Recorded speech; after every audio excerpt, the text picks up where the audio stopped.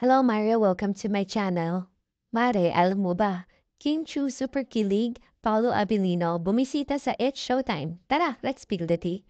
Walang opisyal na kumpirmasyon kung totoo nga bang may namamagitan sa romantikong ugnayan sa pagitan nina Kim Chu at Paulo Abilino. Gayunpaman, marami ang nagsasabing tila nagkakamabutihan na ang dalawa.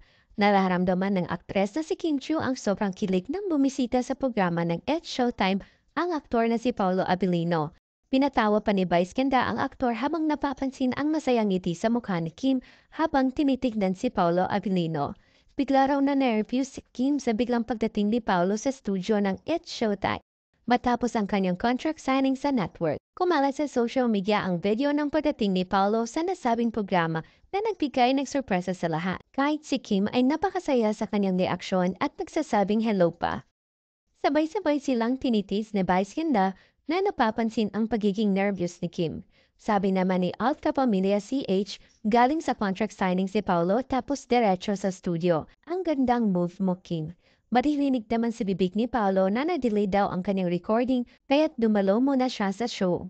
Inulit pa niya ang sinabi sa kanyang account bilang sagot sa pasasalamat ni Kim sa pagbisita niya.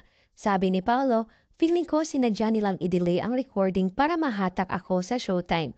Malinaw na may nakutyo kay Paulo para dumalo sa programa at hindi ito lubos na nagustuhan ni Paulo. Subalit nagdulot ito ng kilig at ligaya sa mga netizens pati na rin sa mga host na nagpipiruan tungkol sa kanilang pagtitinginan. Yun lang Mare. Thank you so much for watching Mare. Subscribe for more.